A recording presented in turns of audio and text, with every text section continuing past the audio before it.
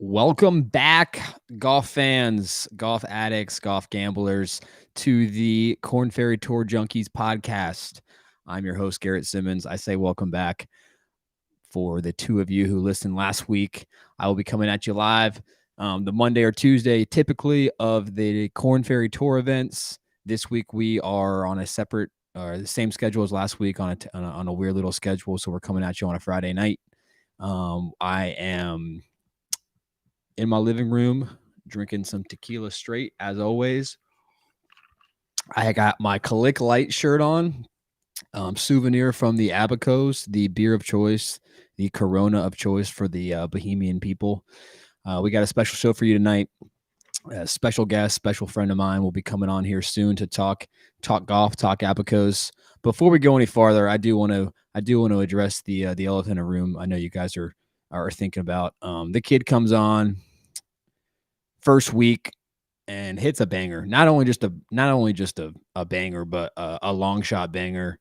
100-1. Akshay Bhatia gets it done. I think the real story of the week behind me hitting a banger on week one is who was carrying his bag coming down the stretch. I don't know what was more attractive, that shot Akshay hit coming in to 2 feet, or who was handing him his putter. I know the media kind of talked a little bit about him sliding into her DMs. Yeah, I think that would have been a better story if that happened like a week ago, which we have stories of that happening. He's been dating this chick for who knows long, over a year. So it's just his girlfriend. That's common down in the Bahamas to bring your girl, to bring your wife to Caddie. The media have made that way more of a big deal than it is. This week we're down in the Bahamas.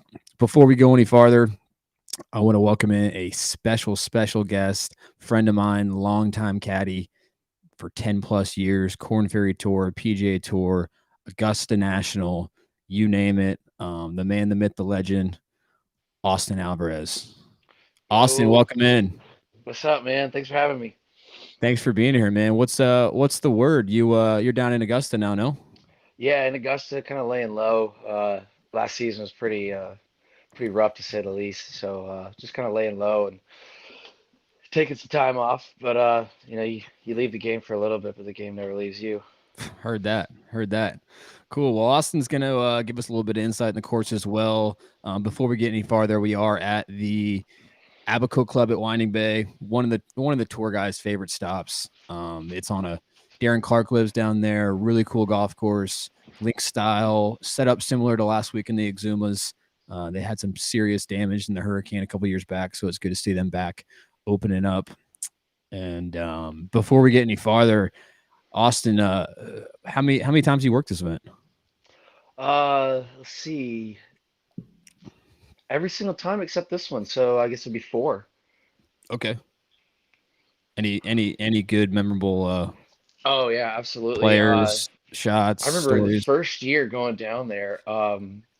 Landry ends up winning, and the funny thing was Wednesday after the pro-am, he got absolutely schmammered.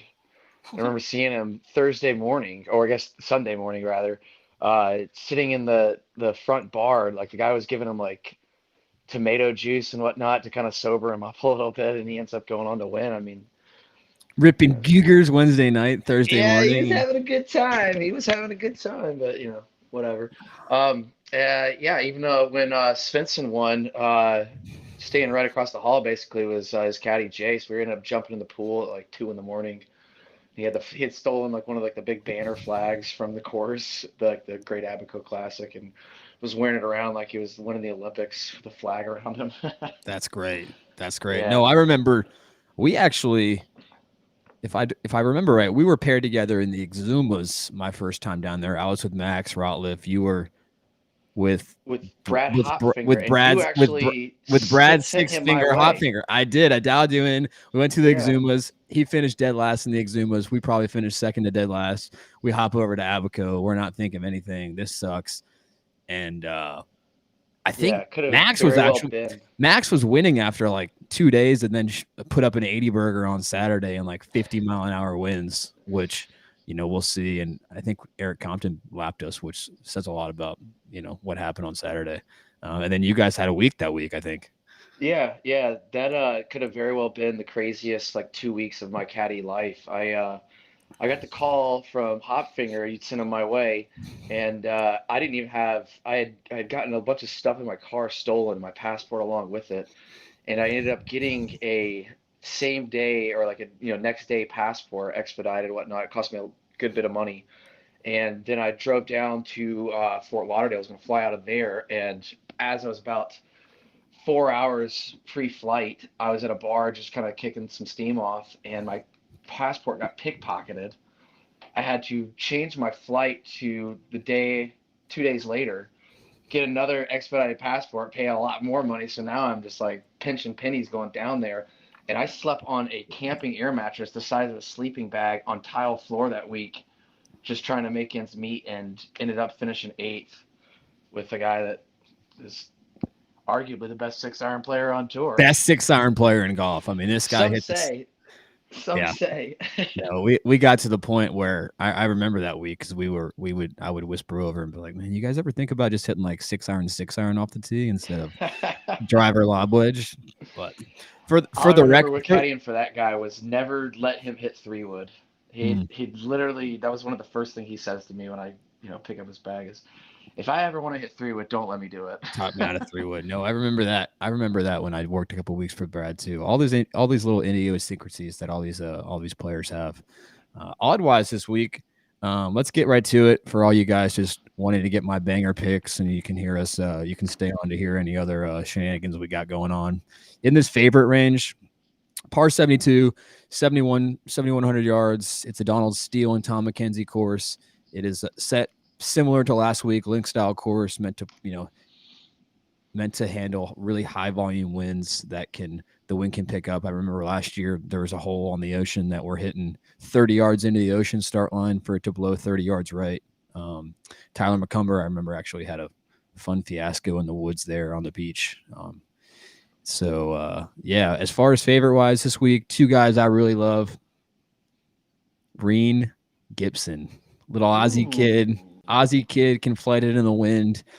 Some of you guys remember the putter cover throwing incident a few years back. Yep, that was Reen. Not sure where. What's that guy's name, Austin? You remember? I think his name was Brandon. Brandon. Yeah, he was with Percy for a while. No, Yeah, so that yeah, was the Reen. Svensson one. Yeah, I think it was the year before I was down there. So I love Reen Gibson at 45-1. Harry Hall, another guy, the KFT Bryson with the hat on, played good last week. He's coming in at 33-1. Look out for him. A stay away in that range. Bo Hogue, also known as Slow Hogue.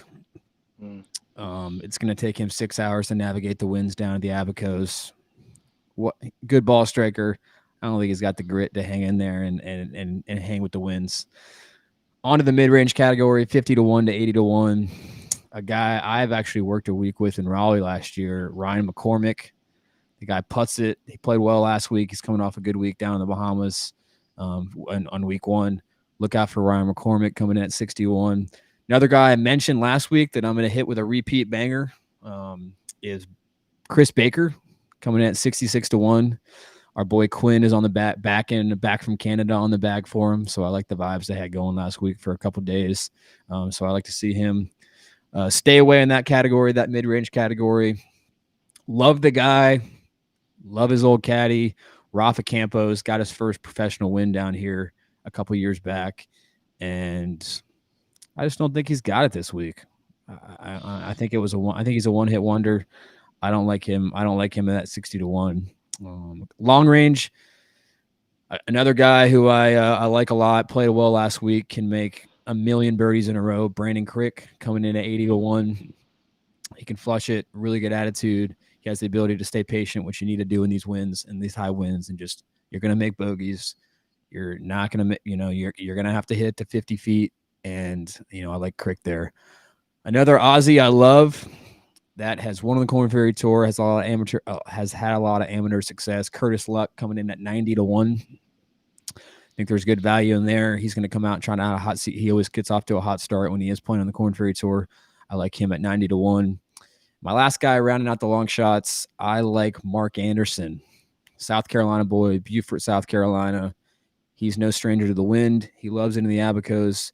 He is probably on a boat fishing right now, getting a little tan, getting ready. Another guy with that patient, cool mindset that's not a hothead. You're not going to have your Alex Kings winning down here when the wind's blowing 80 miles an hour. Austin, who you like this week?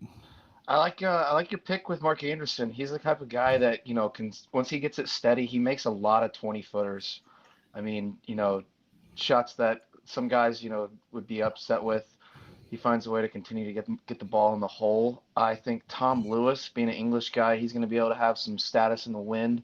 I really like your pick with Reen Gibson. He seems to be a horse for a course wherever he finds his way. He sticks to him pretty hard. You worked a little. You've done some work with Reen, no?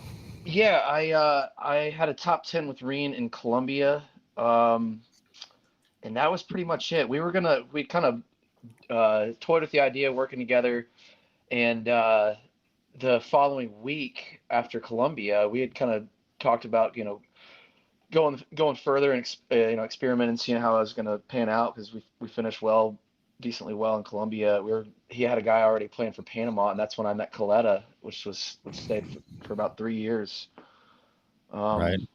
For those of you, for those of you guys that don't know or aren't familiar with it, there's a lot of guys on the Korn Ferry Tour specifically that are trying to pinch pennies, or they want to take a local caddy. And Reen has always been one of those guys who doesn't want to pay a full-time caddy maybe as much as somebody would, so he's going to take a local guy or bounce around or whatever, and he does his own thing. And so there's always going to be those guys and once not they to get to call the him tour. a cheap guy. He's not one of the cheap guys that's like just trying to necessarily pinch pennies. It's just he's the guy that does all of his own meters. He's strictly in meters. That's a jump for you. Absolutely. But he's the type of guy that will do all his own numbers. He does all of his own thing, and very self-reliant, so it's not necessarily him trying to be a cheap guy. He even takes his own putter cover off. That's true. And if you're not looking, it'll hit you right in the numbers, and we can't have drop passes out there. Oh man, that's awesome. Oh man, somewhere I have a video, I think it's saved in my Snapchat somewhere, of him going off talking to some guy in the van post final round. And I think it was Jace that actually recorded it. And it was the funniest thing ever, of him kind of like trying to say how he was in the right or something like that. It's the best. It's hilarious. I'll send it to you once I find it. But as far as my picks though, I think my 3G guys, my Garber, my who else do I get?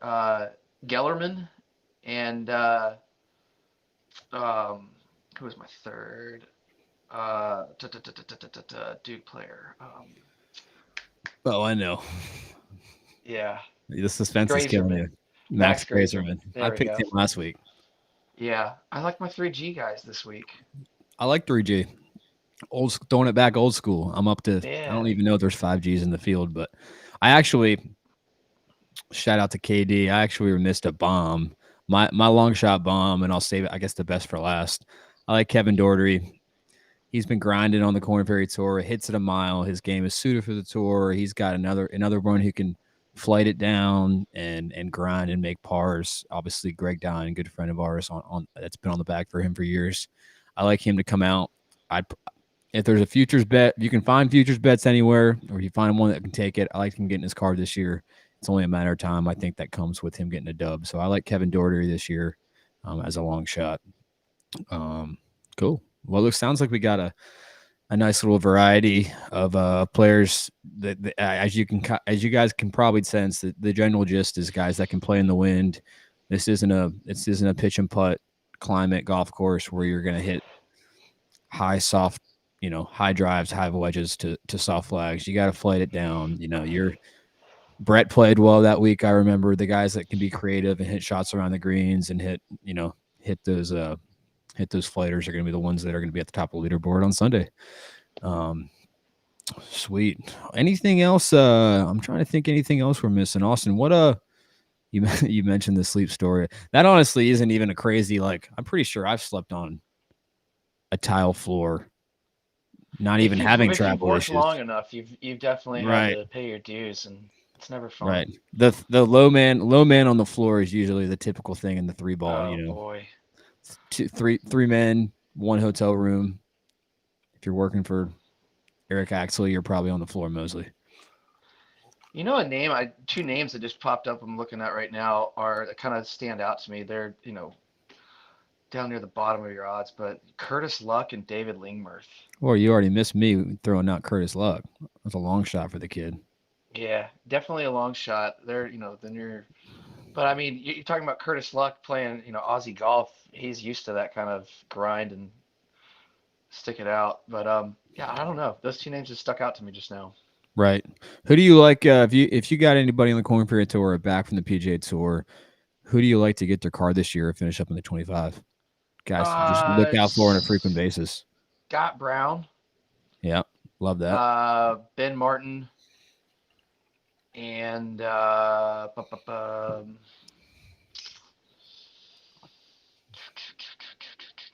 on.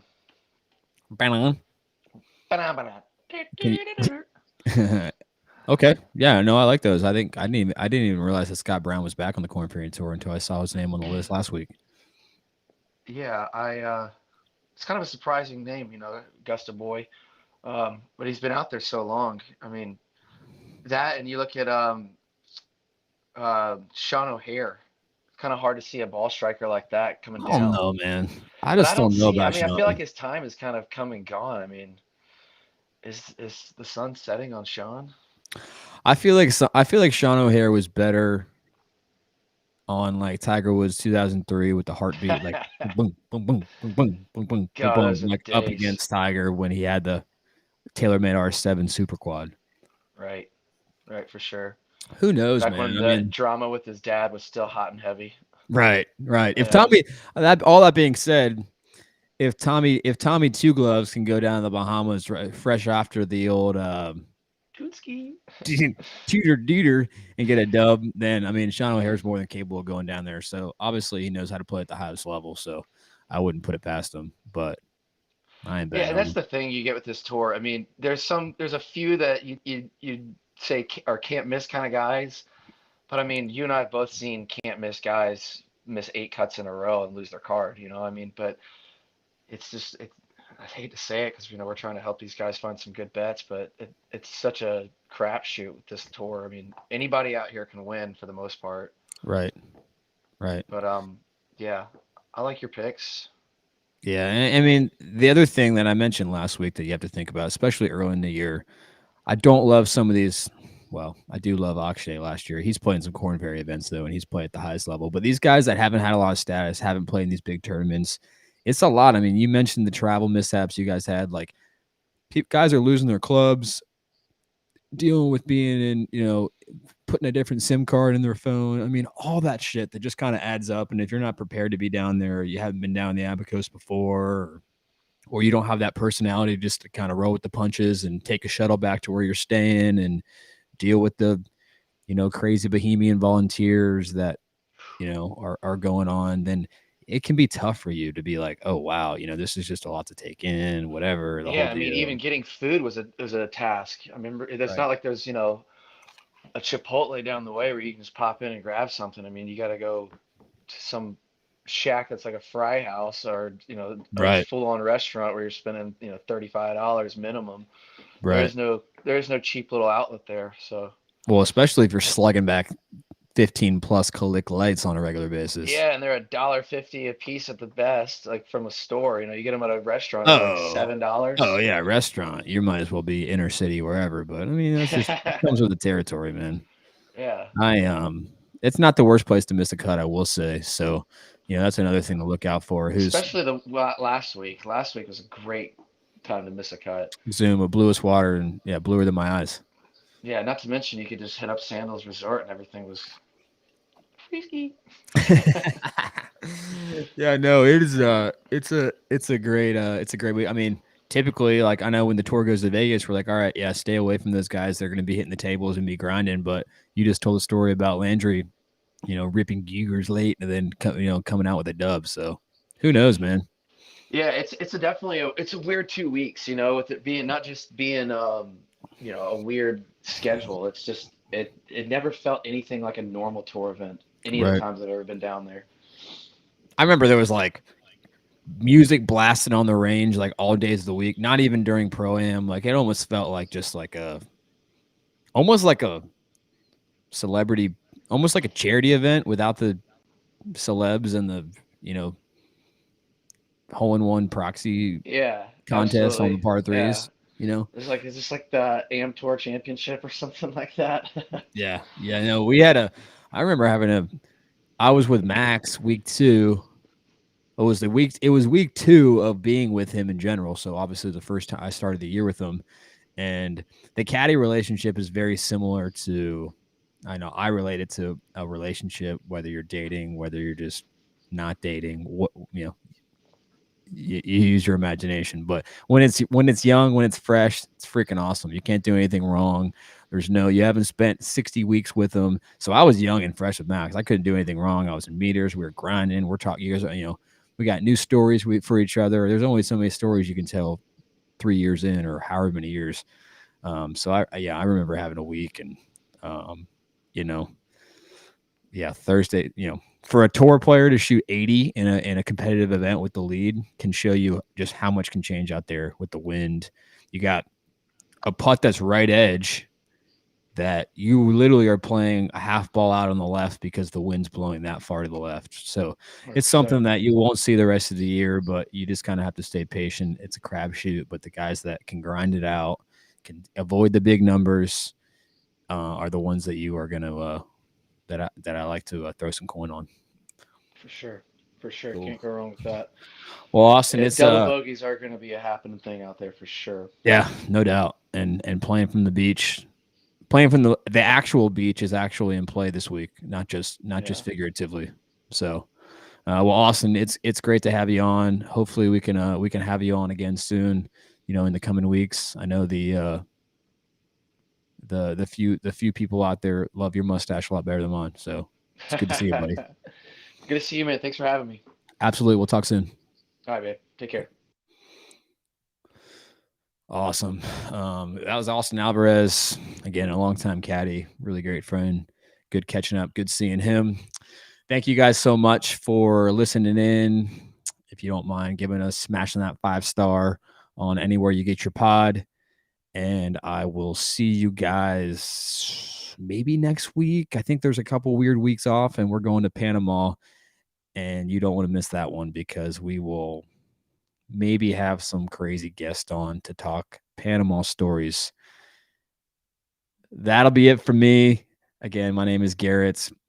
This is week 2 of the Korn Ferry Tour Junkies pod. I'll be coming at you weekly every time there's a tournament, bugging the shit out of you guys, clogging your feed, bringing on some crazy guests, players, caddies, who knows who else? Anyone who wants to come on. That's not true. You guys have a great Friday night. I'll talk to you soon. Bye-bye.